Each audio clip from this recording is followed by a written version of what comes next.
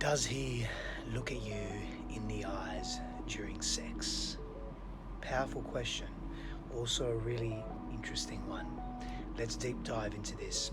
I received a question from a follower around deepened intimacy during sex, making eye contact, and what does it mean?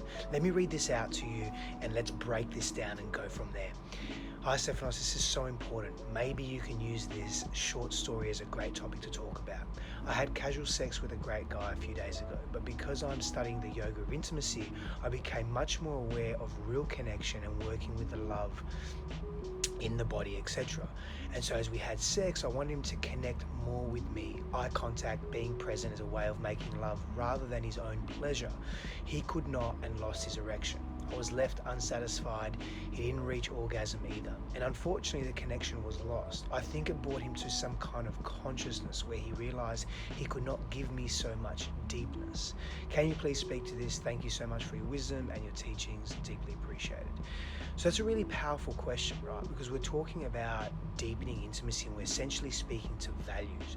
And so when we are engaged in any form of connection, whether it be a physical connection, a sexual connection, an emotional connection with anyone, we need to get very, very clear on what our needs are. And we need to get very clear on what we want before we can engage in any form of relationship. If we don't have that clarity ourselves, if we don't understand what that means to us, what we want from someone else and what we're willing and able to give to someone else, we're going to struggle in relationship. So what we need to do, it was really, really important, what we could do rather, is we filter out our partners. Now, this is applicable to whether you're having casual sex, to whether you're looking for something more substantial, more long-term. Not that casual sex isn't substantial, but whatever type of relationship you're looking for, whether you're looking for a boyfriend or a girlfriend or a wife or a husband, or some deep long-term emotional connection, or whether it's a one-night stand, we need to filter out our partners. We almost have to interview them first to some capacity to ensure that there's resonance, so that we're not left in awkward situations and positions and they aren't left in awkwardness as well. So we have to just get really clear on what we want. We also need to understand that not everyone's on the same path. We have to understand that, because at times we go through different stages in our lives where we don't want to be deeply intimately connected in the various ways that intimacy presents itself in relationship, because there's more than just there's emotional intimacy, there's sharing intimacy through challenges, sharing intimacy through parenting. There's so many various expressions of intimacy. And so we have to understand that not everyone's on the same path that we're on. It doesn't make them better than or worse than. It's nothing to do with that. It's got to do with alignment and values alignment, and that's really, really important. But even in casual sex, it's very important that we get ourselves on the same path, and we develop intimacy in each other. We develop intimacy in our words. We develop intimacy outside of sexual union. So let's say you're at a club or a bar or somewhere where you're in a social setting where your intention is to have casual sex. Again, there's no judgment on this. There's no right and wrong about it. It's where you're at. It's what you want.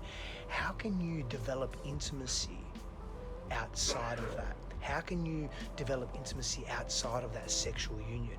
Through words, through flirtation, through dancing, through sharing stories, through beginning to know that other person. So if part of your intention is to be sexually intimate with someone, but you also want to integrate emotional intimacy in that union, in that meeting of the bodies, which can be done, by the way, even if it's a one-night stand or casual sex, how can we develop that in other ways? So getting to know the person, getting to know their values, getting to know their vision, understanding their history, understanding some of their pain points, some of their deepest fears.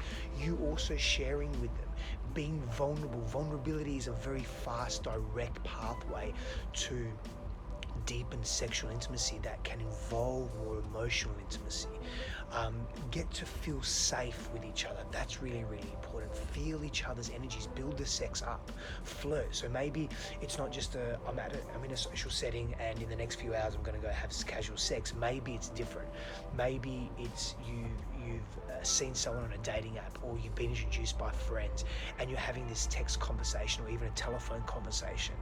and you build the sex up, build the meeting up, build the dinner up, build the going to a movie up, build the sexual union up. Maybe you're explicitly talking about sex. Build that up, speak to that, but get to know each other as well. And so when you meet in sexual union, what happens is there is a deeper level of emotional integration. That doesn't mean just because there's emotional integration that you're going to be with this person for the rest of your life. It's not about that. So there are some tips to really integrate deeper levels of intimacy outside of sexual union or sexual intimacy. Now, why is it that sometimes we struggle to be intimate, to be emotionally intimate during sex? So there are many possible factors for this. Here are some. There is unaddressed wounding in the individual. And so our attachment styles are off, or our attachment styles are unhealthy. The way we relate to people is off per se, it's off kilter. So our self-worth is very low, and connecting with someone through the eyes and emotionally connecting during such a vulnerable act such as sex can be very intense for most people. Now, when we're talking about men, because there's a woman that was writing this in, and she was referring specifically to a man. Sometimes men struggle with that emotional intimacy, again, because of that unaddressed wounding, those unaddressed fears, those unaddressed pains, and the eyes being a direct insight into the soul, right? Into our spirit, into our anima and our animus. It can be very confronting for men to experience that. And traditionally, especially in our culture, the masculine has a completion energy. So it's not about being in the present moment. It's not about the intimacy, the eye gazing, the touch, the being present, which is so much what I often hear women want. They want to slow things down. They want to be into that foreplay. They want to be really connected in the moment by moment. And sometimes when the masculine is focused on completion and the most effective, direct, efficient pathway to get there, and in his mind completion is orgasm, then all the intricacies and the details of that union and that marrying of those bodies and those minds and those hearts and those souls, it's not applicable to him. And so that could be a possible reason as to why he would struggle, or someone would struggle, because that completion energy is a dominant energy in our society. It's not just for men. We are, so many of us are influenced by this energy of completion is the goal, completion is the key. The goal is the goal. The goal is the gold. That's where we're highly valued. And so we have to begin to move out of that. Sometimes as well, men have a deep fear of being seen, being judged, because being seen means being can lead to ridicule and judgment, and can lead to humiliation. And so we will be very averse in moving towards that or deepening any emotional connection that we may have. So when we go back to orgasm, for example, as that completion energy, anything else outside of that is a distraction. We also don't know what the other desires, so we play it safe and we think, well, orgasm is such an amazing feeling, let me focus on that, let me be there. And so there are some reasons as to why we may feel very disconnected and we are unable to connect, whether you're male or female or a non-binary gender, whatever you consider yourself as. If you're a human being, if you're struggling to be seen, if you have a fear around that, you will struggle to make eye contact during very vulnerable expressions of intimacy such as sex. And so get clear on what you want, know your values, get to know the other, flirt and foreplay, get to know their history, get to know their vision, get to know who they are. Build that sexual intimacy up outside of sexuality and sexual connection and physical connection. And get to know that person, and that will help, really help. It will help you connect at a deeper level, especially if that's what you want. And be honest and express that to the other person. Hey, I'm here for casual sex and I want an emotional connection. This is what it looks like for me. And you need to explore that within yourself to get clear on that within yourself.